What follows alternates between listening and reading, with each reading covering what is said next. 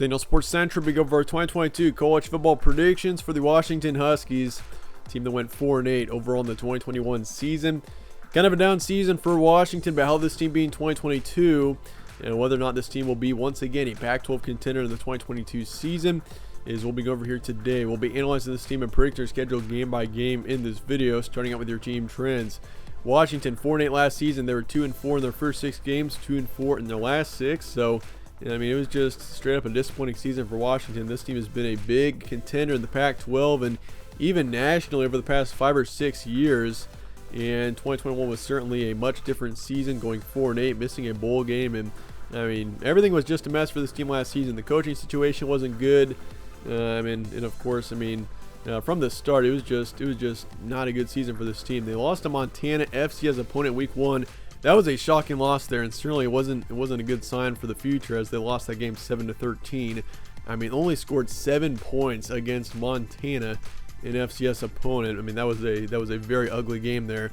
Beat California 31-24. They lost Oregon State on October 2nd, 24-27. Beat Stanford 20-13. Lost to Oregon in November 16-26. So they played a couple of close games against good opponents. I mean, Oregon was good last season, and I mean, they kept it within 10 points in that game.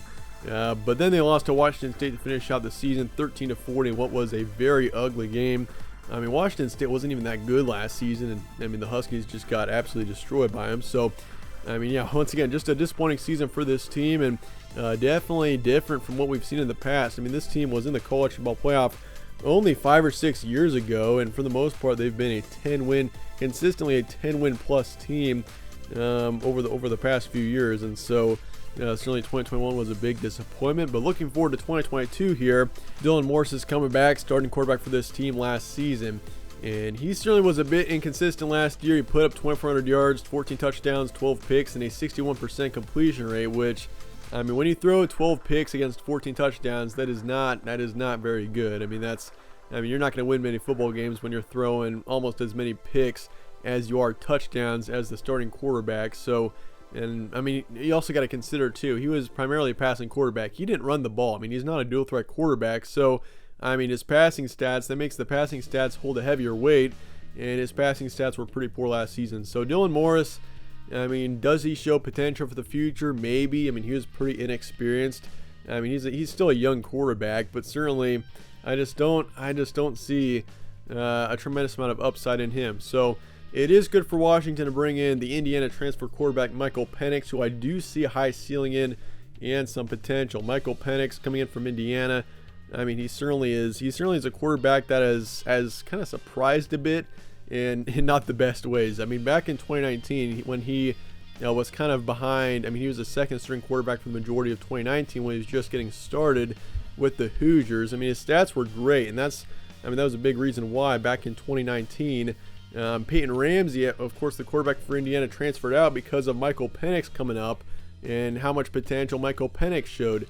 And I mean, if you look at him in 2019 when he played, you can see why. 1,300 yards, 10 touchdowns, 4 picks, and a 69% completion rate. So I mean, he didn't play too much in 2019, but I mean, once again, he was primarily the second stringer. So I mean, going into 2020, I mean, he was regarded as potentially one of the best quarterbacks in the Big Ten. I mean, in 2020, he ended up playing pretty well. I mean, his touchdown interception ratio was 14-4 in 2020, 56% completion rate, which is not good, is what he had in 2020. So his completion rate was pretty poor, but he didn't throw too many interceptions. And in 2021, he was disappointing to say the least. His stats were his worst yet: 900 yards, 4 touchdowns, 7 picks, and a 53% completion rate. So I mean, it's so surprising because Michael Penix going into 2020, there was a lot of hype around him because there's a reason why Peyton Ramsey transferred out of Indiana after the 2019 season, even though Peyton Ramsey was fairly good in 2019 for the Hoosiers, is because of Michael Penix's upside.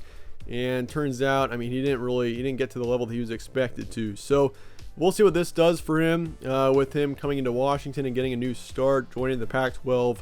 It could be a good thing for him, but he certainly doesn't have quite as much upside as he once did. But I do still think Michael Penix, I mean, we've seen he's got talent. He certainly has got the capability to be an excellent quarterback, but we just haven't really seen it yet.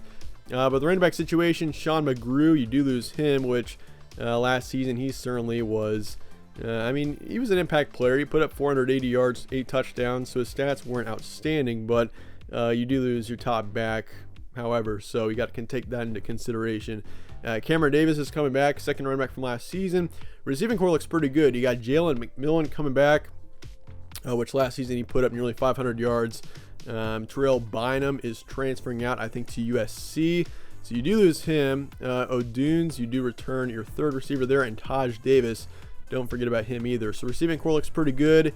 Backfield, I think, has got enough depth to be successful. And the quarterback situation is the clearest. It's a big question mark. I mean, Dylan Morris wasn't very good in 2021, but who knows?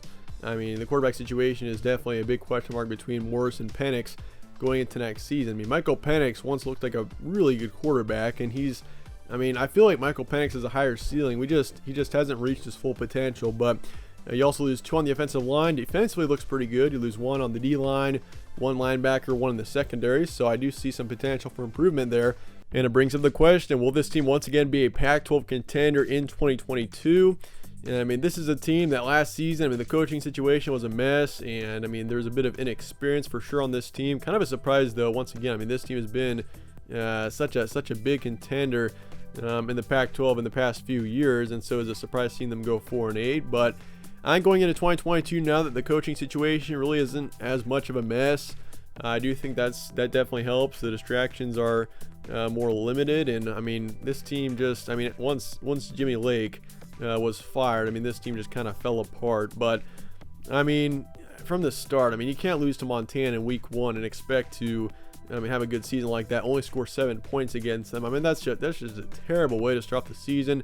That sets the tone wrong, and it just kind of went on from there for Washington. But going into 2022, this team won't be as bad in 2022. I can guarantee you. I'd be very shocked and very concerned as well if they were as bad as they were in 2021. But will this team be a contender? They're kind of in a rebuild mode right now, so maybe in a couple of years this team once again is competing for Pac-12 titles. But as for right now, this team is in a bit of a rebuild mode, so we'll see. We'll take it year by year and see what happens. But transfer portal and recruiting now going to next season. Jacoby Covington, defensive back, is off to USC. You bring in a few key players. William Nixon, receiver from Nebraska. Wayne Talapapa, who is definitely a guy to keep an eye on, running back from Virginia. He was a key player for Virginia in the backfield last season. Cam Bright, linebacker, coming in from Pitt. You also bring in Alexander, receiver from Arizona State. Aaron Dumas, running back from New Mexico. You lose Jackson Sermon and Sam Taimani to Cal and then to Oregon. You also bring in Jordan Perryman, defensive back from UC Davis. You lose Cooper McDonald, linebacker, to San Diego State. You bring in once again Michael Penix from Indiana, Christopher Mall from UAB, linebacker. Terrell Bynum's off to USC. Latu, edge rushers, off to UCLA.